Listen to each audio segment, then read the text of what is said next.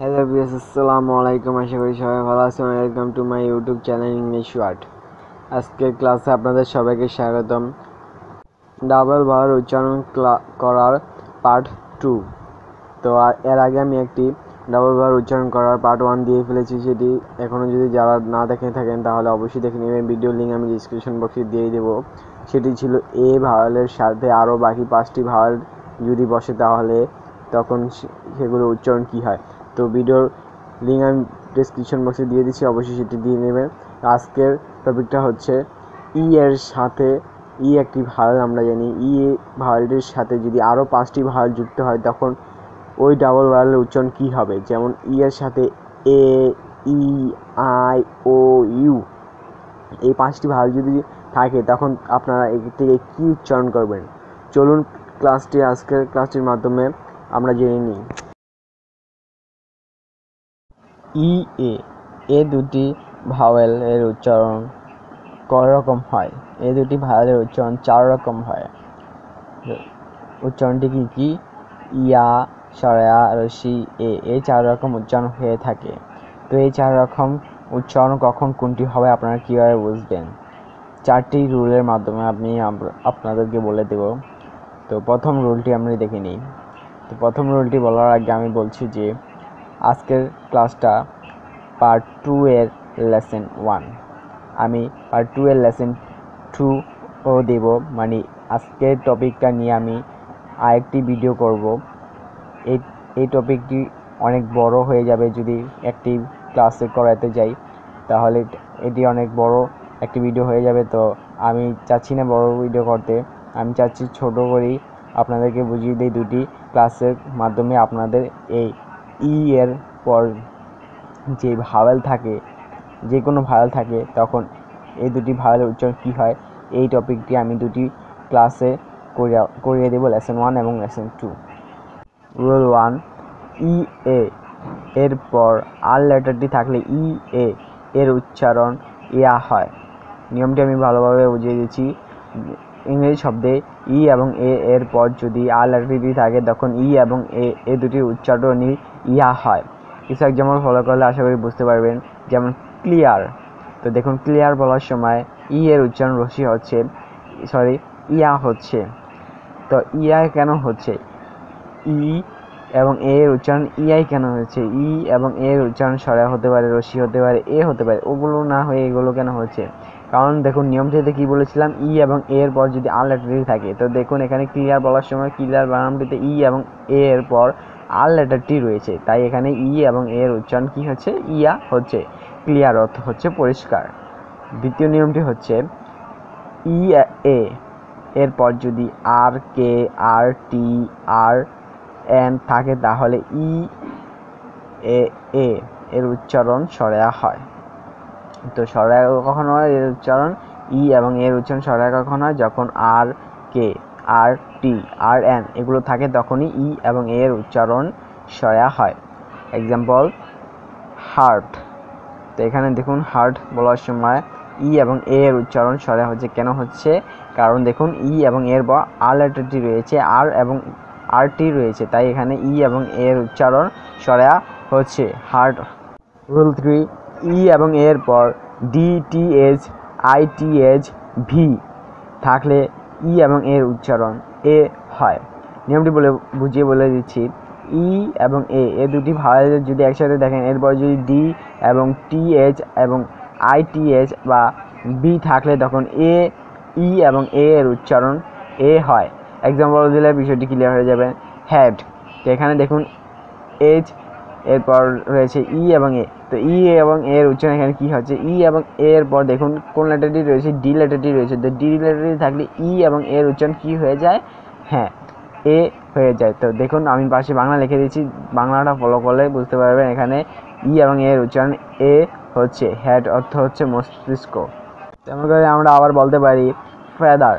তো এখানে দেখুন ফেদার বলার সময় ই এবং এর উচ্চারণ এ হচ্ছে। কেন হচ্ছে? কারণ দেখুন নিয়মটিতে বলেছিলাম যে টি এইচ থাকলে তখন ই এর উচ্চারণ এ হয়। তো দেখুন ই এর পর টিএস রয়েছে, তাই এখানে ই এবং এ এর উচ্চারণ এখানে এ হচ্ছে ফেদার। দেখুন বাংলাটা দেখলে আপনারা বুঝতে পারবেন এখানে ই এবং এর উচ্চারণ এ হচ্ছে, ফেদার অর্থ হচ্ছে পাখির পালক। তো তেমন করে আমরা আবার বলতে পারি হেভি। এখানেও দেখুন হেভি বলার সময় ই এবং এর উচ্চারণ এ হচ্ছে, কেন হচ্ছে কারণ দেখুন ই এবং এর পর কোন লেটারটি রয়েছে, বি লেটারটি রয়েছে। তো বি লেটারটি থাকলে ই এবং এর উচ্চারণ এ হয়, হেভি অর্থ হচ্ছে ভারী। তো আপনারা সবসময় খেয়াল রাখবেন এই দুটি ভাওয়েল ই এবং এ দুটি ভাওয়েলের পর কোন লেটারগুলো রয়েছে। তো যেই লেটারগুলো রয়েছে মানে কোন লেটারগুলো রয়েছে সেটি যদি আপনারা বুঝতে পারেন যে এটির ই এবং এর পর কোন লেটার থাকলে কোনটির ই এবং এর উচ্চারণ কী হয়, সেটি যদি আপনারা মনে রাখতে পারেন তাহলে আপনারা সহজেই বলতে পারবেন যে ই এবং এর উচ্চারণ এখানে এটা হচ্ছে বা ওইটা হচ্ছে। আমি তো বলেই দিলাম রুল 1, রুল 2, রুল 3-তে। এবার রুল 4 দেখে নেই।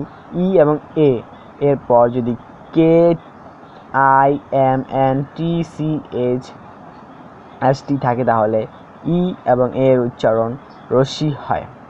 তো রশ্মি কখন হয়, যখন ই এবং এর পর দেখতে পারবেন কি, K I M N T C H বা এস টি এগুলো থাকলে তখনই এ ই এবং এর উচ্চারণ রশ্মি হবে। এক্সাম্পল দিলে বুঝতে পারবেন, বিগ। তো এখানে দেখুন বিগ বলার সময় ই এবং এর উচ্চারণ রশ্মি হচ্ছে।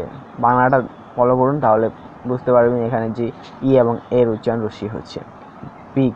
তো কেন হচ্ছে এখানে রশ্মি কেন হচ্ছে, কারণ দেখুন কে লেটারটি রয়েছে ই এবং এর পর কে লেটারটি থাকার কারণে ই এবং এর উচ্চারণ এখানে রশ্মি হচ্ছে, বিগ অর্থ পাখির ঠোঁট।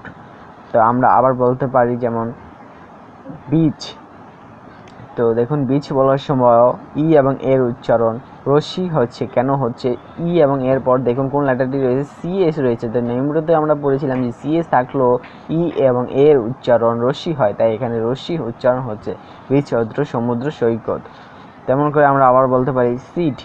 এখানেও ই এবং এর উচ্চারণ কি হচ্ছে, দেখুন ই এবং এর উচ্চারণ এখানে রশ্মি হচ্ছে, কেন হচ্ছে, দেখুন ই এবং এর পর কোন লেটারটি রয়েছে, টি লেটারটি রয়েছে। তো টি লেটারটি থাকার কারণে ই এবং এর উচ্চারণ রশ্মি হচ্ছে, সিট অর্থ আসন। তো আপনারা মূল কাহিনীটা হচ্ছে যে ই এবং এর পর কোন লেটারগুলো রয়েছে সেটা ফলো করবেন। তো সেটা যদি জানতে পারেন যে কোন লেটার থাকলে ই এবং এর উচ্চারণ কোনটা হয়, এগুলো যদি জানতে পারেন তাহলে আপনারা খুব সহজে ই এবং এর উচ্চারণ করতে পারবেন। তো নিয়মগুলো, এই 4টি নিয়ম ভালোভাবে আপনারা খেয়াল রাখবেন যে 4টি নিয়মে আমি বলে দিয়েছি ই এবং এর পর কোন লেটারগুলো থাকলে কোনটির উচ্চারণ কোনটি হয়। তো এটি ভালোভাবে আয়ত্ত করে নেবেন, ভালোভাবে প্র্যাকটিস করে নেবেন, তাহলে আপনারা ডাবল ভাওয়েল থাকলে আপনাদের কোনো সমস্যা হবে না। মানে ই এবং এ দুটি ভাওয়েল থাকলে কোনটার কখন উচ্চারণ হবে কোনো সমস্যা হবে না। রুল 5, ডাবল ই থাকলে তখন ডাবল এর উচ্চারণ কী হয়। তো ডাবল ই থাকলে এটির উচ্চারণ একটি হবে, সেটি হচ্ছে রশ্মি। তো ডাবল ই যখনই আপনারা দেখবেন তখনই বুঝবেন সেখানে ডাবল এর উচ্চারণ রশ্মি হচ্ছে। তো নিয়মটি আমি বলে দিচ্ছি। রুল 5 হচ্ছে ডাবল এর পর যদি আর লেটারটি ছাড়া অন্য কোনো কনসোনেন্ট লেটার থাকে তাহলে ডাবল এর উচ্চারণ কী হয়, রশ্মি হয়।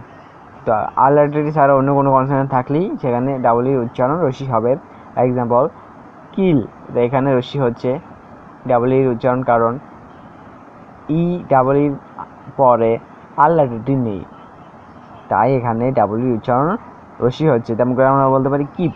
এখানেও ডাবল এর উচ্চারণ রশ্মি হচ্ছে, কারণ ডাবল এর পর আর লেটারটি নেই, তাই এখানে ডাবল এর উচ্চারণ রশ্মি হচ্ছে, কিপ।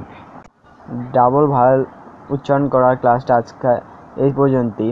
আজকে এই রুল 5টা দেখালাম, পরবর্তী লেসন 2-এ থাকবে, 6 থেকে শুরু হবে, রুল 6 থেকে শুরু হবে। তো পরবর্তীটা অবশ্যই দেখবেন। আজকের ক্লাসটা টপিকটাই পরবর্তীতে আবার দেওয়া হবে, তো আপনারা সেটি অবশ্যই দেখে নেবেন। এবং আমি একটা কথা বলে রাখি যে আজকের ক্লাসটা যাদের ভালো লেগেছে তারা অবশ্যই একটি লাইক এবং একটি কমেন্ট করে দিবেন।